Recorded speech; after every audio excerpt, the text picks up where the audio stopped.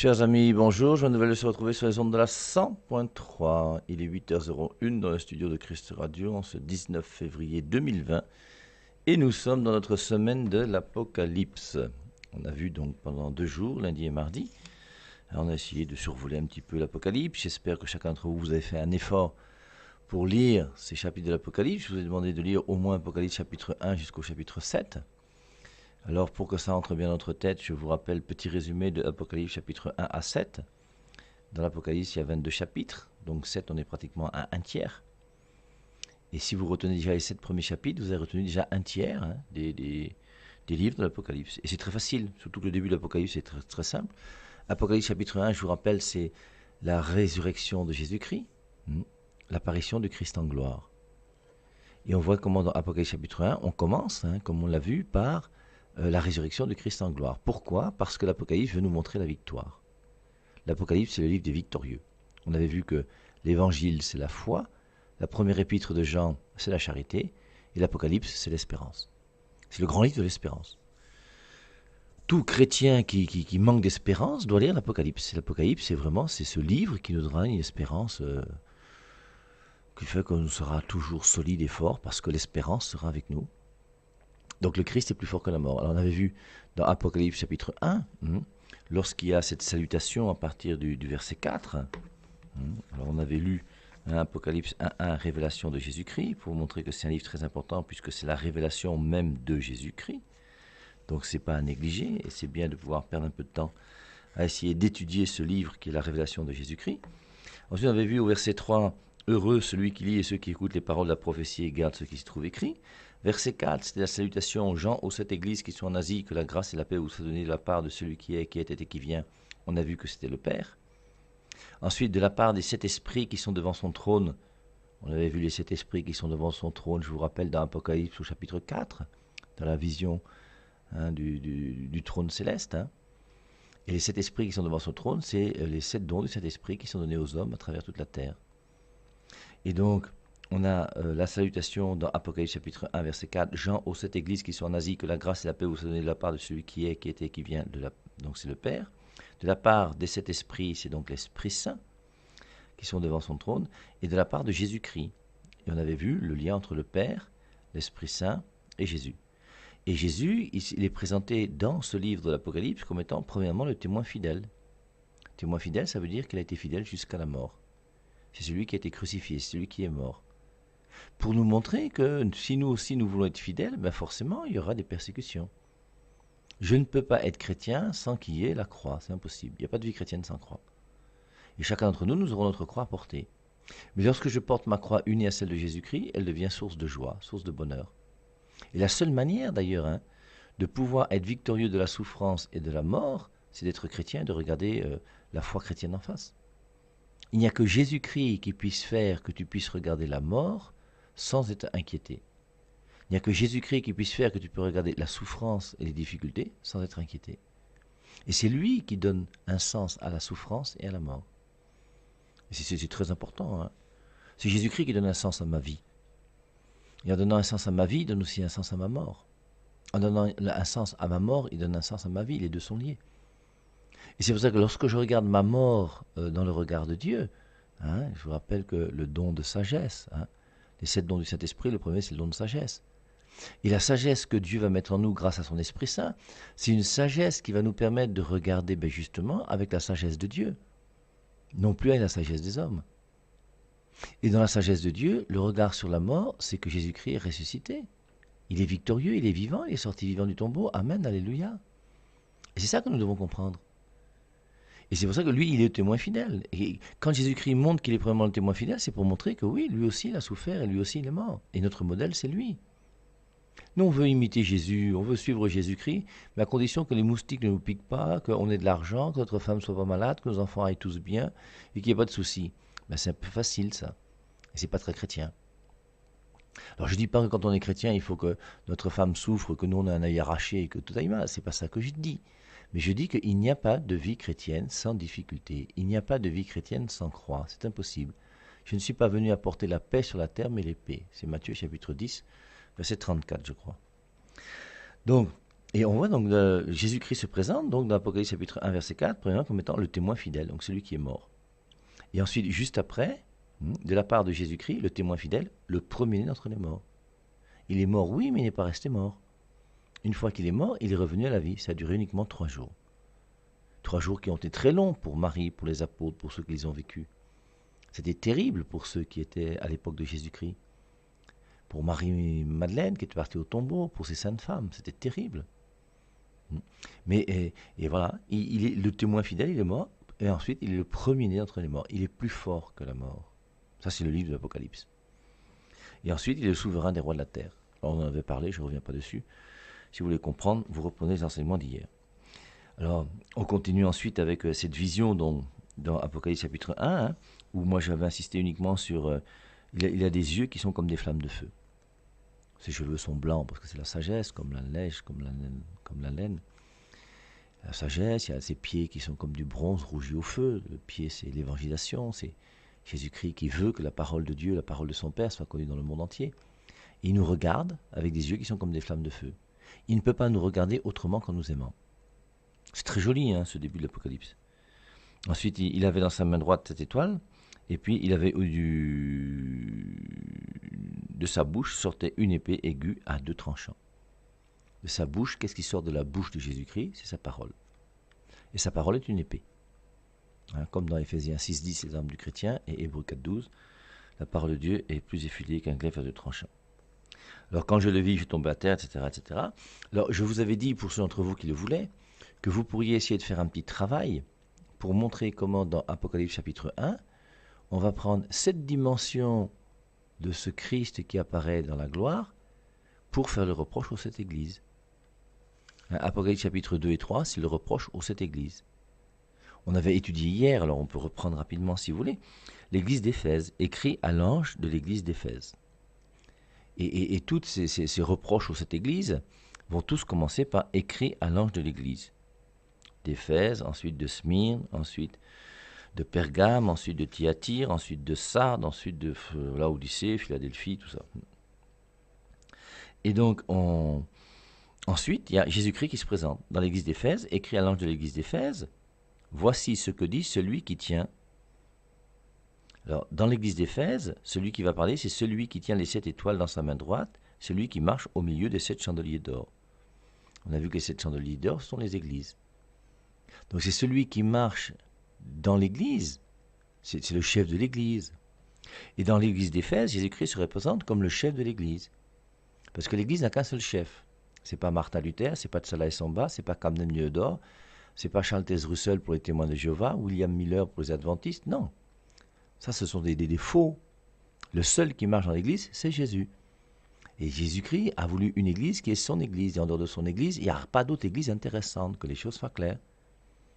Et on nous montre bien donc que voici ce que dit celui qui tient les 7 étoiles dans sa main droite. Et c'est celui qui marche au milieu des 7 chandeliers d'or. Il marche dans sa concession, il marche dans sa maison, il marche là où il est. Et l'église, c'est son église, c'est l'église de Jésus, c'est pas l'église de quelqu'un d'autre. Et en tant qu'il est le chef de l'église et qu'il a voulu l'église, eh bien, il marche et il dit, je connais tes œuvres, ton travail et ta persévérance. Et je vous ai dit hier que j'ai l'impression que cette église d'Éphèse s'adresse beaucoup au Père Ave Marie. J'ai des œuvres, caravane d'évangélisation, ton travail, ta persévérance, tout ça.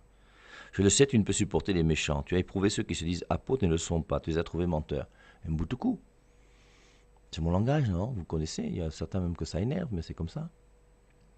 Tu as de la persévérance et tu as souffert à cause de mon nom et tu ne t'es pas lassé. C'est vrai, je continue à persévérer. Tu aimes toujours Jésus jusqu'à aujourd'hui. Et j'espère l'aimer plus aujourd'hui qu'hier. Un jour, on demandait à un prêtre, quelle est la plus belle messe que tu as célébrée? La plus belle messe que célébrée, c'est la dernière. Mais c'est beau. Le jour où tu célèbres ta première messe quand tu es prêtre, c'est magnifique. C'est magnifique pour célébrer la première messe d'un prêtre. C'est extraordinaire. Mais après, à chaque fois que tu célèbres la messe, normalement, en célébrant la messe, tu dois vivre ta relation amoureuse avec Dieu d'une manière toujours plus grande et plus forte. C'est pour ça que normalement, la plus belle messe célébrée par un prêtre doit être la dernière messe qu'il a célébrée. Moi, la dernière messe que j'ai célébrée, c'est hier soir, vers 21h et des poussières. Alors quelquefois tu célèbres, tu es un peu fatigué, voilà, c'est un peu compliqué. Mais normalement, ça devrait être ta plus belle messe, ça devrait être la dernière messe. Le plus beau jour de votre vie de couple, à vous qui m'écoutez, ça doit être hier. Et aujourd'hui doit encore être plus beau qu'hier. Sinon, il y a quelque chose qui ne va pas. L'amour doit progresser chaque jour dans notre vie. Tu as de la persévérance, tu as souffert à cause de mon nom et tu ne t'es pas lassé, mais j'ai contre toi que tu as abandonné ton premier amour. Et comme je vous disais hier, vous voyez, je ne pense pas, moi, que le diable va me tenter avec une histoire d'argent. L'argent ne m'intéresse pas. C'est nécessaire pour vivre, on en a besoin, c'est clair. Et il faut parler d'argent de temps en temps, parce qu'il y a une bénédiction sur l'argent, il y a une malédiction sur l'argent. Il faut avoir un regard sur l'argent qui soit vrai. Mais l'argent est nécessaire pour vivre, c'est tout. Après, c'est pas la peine d'avoir un compte en banque quelque part et penser acheter un jet privé un jour, ça n'a pas de sens. Ça. Et l'argent, je ne vois pas comment quelqu'un va venir me déposer 1 milliard. Il dit, mon père commence à dire des choses fausses, je te donne 1 milliard. Tu peux être sûr que tu peux partir avec ton milliard, tu ne m'intéresses pas. Trace ta route, va-t'en. Je ne sais pas comment on peut me tenter par rapport à l'argent.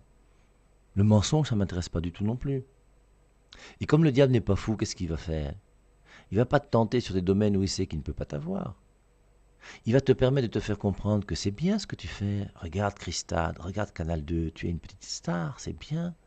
Continue. Et il va essayer de faire que tu auras de plus en plus d'œuvres, de plus en plus de travail. Tu vas te lever de plus en plus tôt, tu vas te coucher de plus en plus tard. Et dans la journée, tu seras tellement occupé aux œuvres de Dieu que tu ne penseras plus à Dieu. Et il y a une tentation d'activisme. Il y a des gens qui deviennent tellement actifs dans leur vie qu'au bout d'un moment, ils n'ont plus le temps de mettre leurs genoux à terre pour prier Dieu. Et il faut toujours comprendre, c'est pas pour rien que l'Église nous dit que la patronne des missionnaires, ma patronne à moi dans l'Église catholique, s'appelle Sainte Thérèse de l'Enfant Jésus. Mais on n'y comprend absolument rien. Sainte Thérèse de l'Enfant Jésus, c'est une petite bonne femme qui a vécu là-bas chez les Blancs en Normandie, non? Et là-bas, qu'est-ce qui s'est passé? Elle est entrée au monastère, je crois, à 15 ans, puis elle est morte à 24 ans. Elle a fait 9 ans dans un monastère, elle n'est jamais sortie de son monastère, c'est une sœur contemplative, elle était dans son monastère uniquement à prier, et c'est elle qui est la patronne des missionnaires. Voilà ce que l'Église vous enseigne. Mais quand tu regardes un truc comme ça, bah, tu comprends après que dans l'Église catholique, on est mièvreux. L'important, c'est pas, comme dit le pape François aujourd'hui, sortez, allez à la périphérie, bousculez. Si vous avez un accident, c'est pas grave, on va voir comment on peut s'arranger, mais plutôt que de rester dormir dans vos maisons, allez, bougez, faites quelque chose. S'intéresser à l'enfant de Jésus, elle ne bougeait pas. Elle était chez elle, contemplait Dieu simplement. Cœur de l'église, ma mère, je veux être l'amour, tout le monde applaudit, c'est beau. Elle n'a jamais pris une pirogue pour aller célébrer une messe quelque part, elle ne s'est jamais perdue en brousse parce qu'elle est partie dans des contrées inconnues. Je vous rappelle qu'à l'Est, moi, à l'époque où j'étais avec Monseigneur Lambert Van Heggen nous a raconté une histoire dans laquelle il y a un missionnaire qui était parti pour célébrer les messes dans des nouveaux endroits. Et le gars est parti, et après 15 jours, il était toujours pas rentré. On a commencé à penser qu'il était mort, on a commencé à faire une messe pour annoncer sa mort. On a annoncé à sa famille qu'on ne sait plus où il est, on a l'impression qu'il est mort, et on a fait une messe, tout le monde s'est recueilli pour prier pour lui. Et le gars est revenu 6 mois plus tard. Il était parti en brousse, il avait trouvé des brousses intéressantes, il a commencé à parler de Dieu, il a trouvé d'autres villages, il est parti jusqu'au moment où il a fait 6 mois avant de revenir. Et on pensait qu'il était mort. Donc, et voilà des vrais missionnaires. Un missionnaire comme ça, oui, tu as envie de dire que voilà quelqu'un qui sait ce que c'est que la mission. Eh bien non. L'Église enseigne que la patronne des missionnaires, c'est Sainte Thérèse de l'Enfant Jésus. Et la raison, c'est laquelle? C'est ce que nous lisons ici dans l'Église d'Éphèse. J'ai contre toi que tu as abandonné ton premier amour. Mais c'est vrai pour chacun d'entre nous, hein. Il y a des gens parmi nous, là, aujourd'hui, là, tu n'as plus le temps de prier le matin parce qu'il faut t'occuper des enfants, il faut t'occuper de ci, il faut t'occuper de ça. Et de fait, ton programme est chargé, ton programme est lourd. Alors maintenant, c'est vrai que quand tu as le temps quand même de regarder Novelas dans la journée, ou quand tu as le temps de faire le Congossa au marché pendant 2-3 heures, ou quand tu as le temps d'aller boire une bière et d'avoir un deuxième bureau quelque part, là au moins tu as du temps quand même pour la prière si tu voulais, que les choses soient claires. Et il faut que chacun d'entre nous, nous puissions comprendre que ben, c'est bien de travailler pour Dieu, tout ça, c'est bien. Mais l'essentiel, c'est mettre ses genoux à terre. Et au bout d'un moment, c'est très bien de pouvoir parler de Dieu. Tu parles de Dieu à tout le monde, mais il faut aussi t'arrêter pour parler à Dieu. Et il faut que chacun d'entre nous nous puissions le comprendre. Et ça, c'est Jésus-Christ qui marche au milieu des chandeliers d'or. C'est Jésus-Christ qui marche au milieu de son Église, parce qu'il a voulu son Église pour une raison précise, c'est pour que chacun d'entre nous, nous puissions aimer Jésus-Christ de tout notre cœur, de toute notre âme, de toutes nos forces. Et dans cette Église, il va inventer l'Eucharistie, pour qu'on puisse vivre ce corps à corps et ce cœur à cœur avec Jésus. Première Église, de reproche à l'Église, c'est si l'Église ne nous donne plus Jésus, si l'Église ne nous permet plus de prendre du temps pour être à genoux devant Dieu et prier Dieu, il y a quelque chose qui ne va pas. L'Église ne peut pas devenir une Église d'affairistes, l'Église ne peut pas devenir une Église d'activistes. C'est pas possible. Les œuvres, c'est bien, mais n'oublions jamais l'essentiel. J'ai contre toi que tu as oublié ton premier amour. Souviens-toi donc d'où tu es tombé. Repens-toi et pratique tes premières œuvres. Moi, je garde un très très bon souvenir de mes années de formation à Saint-Jodard et à Rimont. Pour nous les frères de Saint-Jean qui connaissons Saint-Jodard et Rimont. Et quand j'ai fait mon année sabbatique après 10 ans de Cameroun, moi je voulais faire mon année sabbatique non pas à Rimont mais à Saint-Jodard, là où il y a la maison de formation des novices. Mais mes supérieurs ont eu peur que, étant donné que je suis un petit hippopotame ou un éléphant, que je casse les petites vaisselles fragiles qui étaient les novices qui étaient là-bas, donc on m'a mis plutôt à Rimont. Souviens-toi donc d'où tu es tombé, repens-toi et pratique tes premières œuvres, sinon je viendrai à toi et j'écarterai ton chandelier de sa place, à moins que tu ne te repentes. Avons-nous besoin de repentance par rapport à notre relation amoureuse avec Dieu? C'est l'Église d'Éphèse. Où est-ce que j'en suis? Est-ce que réellement Jésus-Christ a la première place dans mon cœur? Cependant, tu as ceci pour toi, c'est que tu as de la haine pour les œuvres des Nicolaïtes, pour lesquelles moi aussi j'ai de la haine. Voilà, tu dénonces quand même la fausse doctrine des Nicolaïtes et c'est bien. Alors ensuite, on termine par la récompense, que celui qui a des oreilles écoute ce que l'Esprit dit aux églises. Au vainqueur, je donnerai à manger de l'arbre de vie qui est dans le paradis de Dieu. Et on voit donc directement, avec l'église d'Éphèse, le lien avec le livre de la Genèse. Genèse, premier livre de la Bible, Apocalypse, dernier livre de la Bible. L'alpha et l'oméga, le début et la fin. Et on voit que dans l'église d'Éphèse, si je suis fidèle, eh bien je pourrai avoir ce que Dieu a voulu pour l'homme, qu'il a mis au milieu du jardin, l'arbre de la vie. Et cette vie, qui est cette vie divine que Dieu veut donner à l'homme, elle est à notre portée. Jésus-Christ est mort pour cela, et maintenant que Jésus-Christ est mort, nous pouvons avoir cette vie éternelle au ciel pour toujours. Et à nous de bien vivre sur terre en mettant Dieu à la première place de notre vie, et nous aurons cette récompense qui fait que nous pourrons être nourris de l'arbre de vie qui est dans le paradis de Dieu. Alors ça, c'est l'église d'Éphèse. Alors maintenant, l'église de Smyrne. Alors, voici ce que dit celui qui tient les 7 étoiles, c'était l'église d'Éphèse. Voici ce que dit le premier et le dernier, celui qui était mort et qui est revenu à la vie.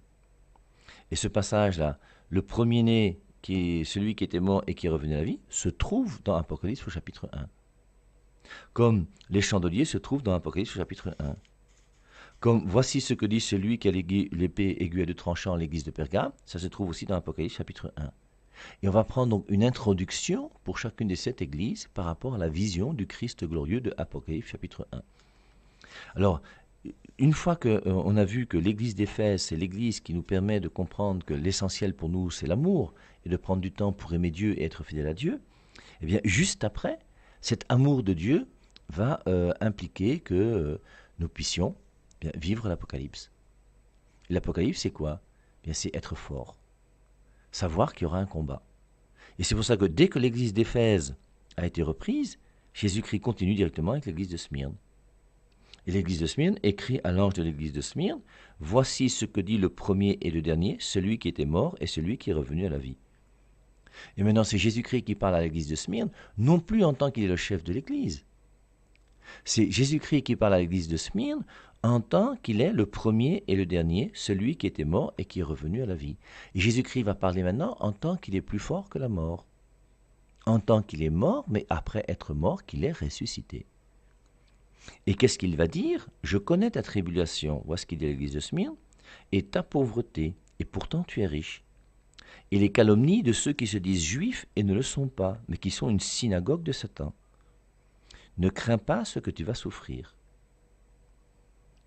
Jésus-Christ dit à l'église de Smyrne, c'est aussi nous. L'église d'Éphèse, il nous parle en tant qu'il veut que nous puissions nous mettre à genoux pour lui laisser la première place dans notre vie. Et une fois que j'ai mis Jésus-Christ à la première place dans ma vie et que je l'aime, maintenant il te dit, ne crains pas ce que tu vas souffrir. Je connais ta tribulation et ta pauvreté, pourtant tu es riche, et les calomnies de ceux qui se disent juifs et ne le sont pas, mais qui sont une synagogue de Satan. Ne crains pas ce que tu vas souffrir. Voici que le diable va jeter quelques-uns d'entre vous en prison. Il y aura une persécution.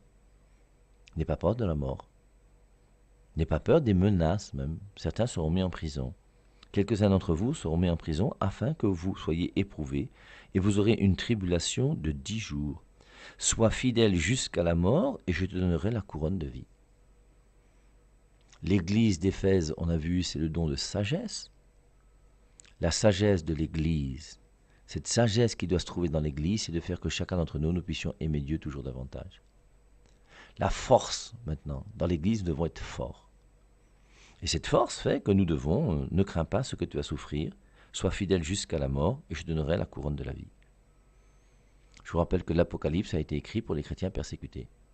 Tu aimes Jésus, c'est bien, persévère, et reste dans ce lien avec Jésus-Christ, l'église d'Éphèse, sois fidèle. C'est très difficile pour chacun d'entre nous de trouver des temps pendant lesquels nous restons fidèles au temps de prière chaque jour de notre vie. Et si j'ai choisi d'aller à la messe 2-3 fois dans la semaine, je continue à essayer d'être fidèle à ces 2-3 messes que j'ai choisi de faire dans la semaine. Si j'ai décidé de faire une petite adoration quelque part, ou de dire un chapelet à la grotte de je sais pas, ou à Simalène, ou à la grotte de Mvolier, ou je sais pas où encore, ou à Montphébé, je reste fidèle au programme que je me suis donné. La fidélité à la prière, la fidélité à mon amour pour Dieu. Et maintenant que je suis avec Dieu, j'ai pas peur. Ne crains pas ce que tu vas souffrir, sois fidèle jusqu'à la mort. Et l'Apocalypse, c'est bien ce livre qui est écrit pour ceux qui sont persécutés. Je vous rappelle, les premiers chrétiens ont été très persécutés. Il y a eu, pendant les 4 premiers siècles, énormément de persécutions d'Ès, Dioclétien, Néron. C'est pendant la persécution de Néron qu'on pense que Pierre et Jean sont morts à Rome dans les années 62, 63, 64. Il y a eu beaucoup de persécutions. Saint Ignace d'Antioche, qui a dit pour la première fois, utiliser le mot catholique pour désigner l'Église en 110 après Jésus-Christ dans sa lettre aux Smyrniotes, est mort dans un martyre terrible. Et quand il va partir, sachant qu'il va être martyrisé, il demande à ses amis de ne même pas intervenir pour qu'on le libère. Parce qu'il va être broyé par les dents des lions, comme le blé est broyé pour donner le pain. Quand il fait son commentaire, c'est très joli, Saint Ignace d'Antioche. Alors, deuxième église, église de Smyrne, don de force, ne crains pas ce que tu vas te souffrir, sois fidèle jusqu'à la mort. Et ensuite il dit, que celui qui a des oreilles écoute ce que l'Esprit dit aux églises, le vainqueur ne sera point touché par la seconde mort. Et on voit comment il y a un lien entre l'introduction, il est celui qui était mort et qui est revenu à la vie, n'aie pas peur, sois fidèle jusqu'à la mort, et la récompense, le vainqueur ne sera point touché par la seconde mort. La seconde mort, c'est l'enfer. Si vous voulez, on peut lire Apocalypse 21, 8.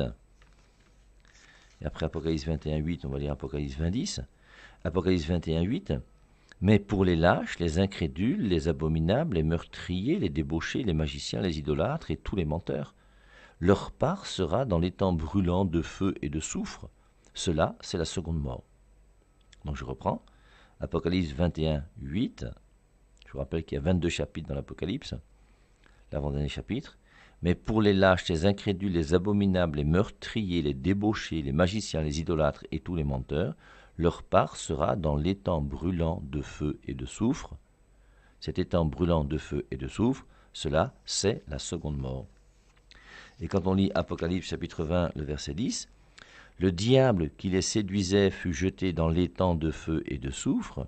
Il y a un étang de feu et de soufre, où sont la bête et le faux prophète, ses collègues avec qui il s'est associé dans Apocalypse chapitre 13, parce que dans le chapitre 12, le dragon rouge-feu qui est Satan va s'associer à la bête de la mer et la bête de la terre. Le diable qui les séduisait fut jeté dans l'étang de feu et de soufre, où sont la bête et le faux prophète, et ils seront tourmentés jour et nuit au siècle des siècles. C'est l'enfer. Et maintenant donc, pour l'église de Smyrne, sois fidèle jusqu'à la mort, ne crains pas ce que tu vas souffrir, le vainqueur ne sera point touché par la seconde mort. Donc le vainqueur n'ira pas en enfer, il ira au paradis, il sera auprès de Dieu. Écrit à l'ange de l'église de Pergame, voici ce que dit celui qui a l'épée aiguë à 2 tranchants. Donc on a vu dans Apocalypse chapitre 1, un passage où il est dit que Jésus-Christ a dans sa bouche une épée aiguë à 2 tranchants, et il va parler donc à l'église de Pergame en tant qu'il a l'aiguë l'épée aiguë à deux tranchants qui sort de sa bouche. Donc forcément, ce sera lié à la doctrine, ce sera lié à la parole de Dieu, ce sera lié à la vérité. Dans la première église, on parle de l'amour, la deuxième, la souffrance, troisième église, maintenant, c'est la vérité. Et la quatrième église, parce qu'elles vont ensemble, Pergame et Thyatire. La quatrième église, Thyatire, voici ce que dit le Fils de Dieu, celui qui a les yeux comme une flamme de feu et dont les pieds sont semblables à du bronze. Et ces deux églises, si on veut bien les comprendre, Pergame et Thyatire, c'est des églises qui sont liées à notre manière, nous comme chrétiens maintenant, l'église de Pergame, de dire la vérité. Et l'église qui suit l'église de Thyatire, c'est de se comporter dans la vérité. Je ne peux pas diminuer la vérité pour plaire aux gens. Je suis désolé, moi aussi, de temps en temps, non. Vous allez dire que mon discours est dur, mais mon discours n'est pas dur. Je vous donne un discours qui est vrai. Et la plupart d'entre vous, vous savez que ce que je vous dis est vrai. Et c'est pour ça que vous qui n'êtes pas catholique et qui m'écoutez, je souhaite de tout cœur que vous deveniez catholique. Si je ne vous le dis pas, c'est que je ne suis pas l'église de Pergame. L'église de Pergame, c'est la vérité. C'est l'épée aiguë à deux tranchants. Tu dois dire à un homme qui a pris une deuxième femme que le fait d'avoir pris une deuxième femme, c'est une chose mauvaise. Je dis ça parce que j'ai un de mes amis qui, un jour, a accepté de prendre une deuxième femme. Et je lui ai dit ce que je pensais. Et depuis ces temps-là, ben forcément, notre relation a pris un coup. Mais je ne peux pas continuer à marcher avec quelqu'un qui continue, qui vit pas conformément à ce que Dieu veut. C'est pas possible, tu peux pas. Et il faut que chacun d'entre nous, alors comprenez bien, la vérité c'est pas pour faire du mal aux gens, la vérité c'est pour faire du bien. Et la vérité c'est pour montrer que tu as un comportement, ben, si c'est pas clair, c'est pas clair. Et je n'ai pas le droit de diminuer la vérité pour me faire bien voir. Si j'ai quelqu'un qui est corrompu et qui me donne des millions, ben, au bout d'un moment il faut lui dire que ta corruption là c'est pas bien. T'as pas le choix. Il faut dire la vérité. Et nous sommes obligés de dire la vérité. Tu dis à quelqu'un que tu aimes beaucoup, mais c'est vrai. Comme tu as quitté ta femme, eh bien, malheureusement, tu étais marié à l'église avec elle. Maintenant que tu es avec une autre femme, tu n'as pas le droit de prendre la communion. Nous devons être capables de dire la vérité. Et on n'a pas le droit, pour faire plaisir aux gens, de leur dire, eh bien non, comme vous voyez, bah, prends quand même la communion, c'est pas grave, Dieu est bon, c'est la miséricorde, c'est l'amour, Non. Il y a une vérité que nous devons enseigner. Et si cette vérité n'est plus enseignée, nous perdons notre lumière. Ça, c'est l'église de Pergame. Voici ce que dit celui qui a l'épée aiguë à deux tranchants. Je sais où tu demeures. Là est le trône de Satan. Tu retiens mon nom et tu n'as pas renié ma foi, même au jour où Antipas, mon témoin fidèle, a été mis à mort chez vous, là où demeure Satan. Mais j'ai contre toi certains griefs. Tu as là des gens qui maintiennent la doctrine de Balaam. Ils enseignaient à Balak à faire en sorte que les fils d'Israël trouvent une occasion de chute en mangeant des viandes, sacrifiées aux idoles et en se livrant à la débauche. De même, tu as, toi aussi, des gens qui maintiennent pareillement la doctrine des Nicolaïtes. Repens-toi donc, sinon je viendrai à toi bientôt, et je les combattrai avec l'épée de ma bouche. Je n'ai pas le droit de faire du syncrétisme. Je n'ai pas le droit, quand je prie sur les malades, de commencer à faire des choses du village que je mélange avec les choses de Dieu. C'est pas juste, c'est pas vrai. Et c'est pour ça donc que cette église est une église qui implique la vérité. Que celui qui a des oreilles écoute ce que l'Esprit dit aux églises, au vainqueur je donnerai de la manne cachée et un caillou blanc. Sur ce caillou est écrit un nom nouveau que personne ne connaît, sinon celui qui le reçoit. Et si tu es fidèle, eh bien tu auras la chance d'avoir ton nom inscrit. Parce que la vérité nous conduit à l'amour. Et tu auras ton nom, bébé. Quand un garçon aime une fille, il commence à l'appeler bébé. Je vous rappelle que mon frère, lorsqu'il avait né sa première fiancée à la maison, il appelait sa fiancée Bidou, et elle appelait mon frère Minou. Ça faisait Bidou, Minou, Minou, Bidou. Et la vérité est nécessaire pour aimer. On verra toujours qu'il y a un lien entre l'intelligence et l'amour. Et l'intelligence, c'est pour nous permettre d'aimer plus, c'est pas pour autre chose. Si on se bat pour la vérité, c'est pour que l'amour devienne plus grand et que l'amour puisse s'épanouir davantage. C'est la vérité qui permet à l'amour de s'épanouir pleinement. C'est pour ça que la vérité est importante. L'amour est plus important que la vérité. Mais la vérité nous aide à aimer plus. Et c'est pour ça que la récompense, c'est le petit nom. Je le piffe mal, il me yamo. Saint Jean s'appelle le disciple bien-aimé. Et forcément, on change de nom. Et notre nom est écrit, pas sur un bout de papier, sur un caillou. Parce que c'est une relation qui est vraie. Et l'amour implique la vérité, et la vérité est nécessaire à l'amour. Donc, ensuite, l'église de Thyatire, hein, ce n'est plus par rapport à la doctrine, mais c'est par rapport au comportement.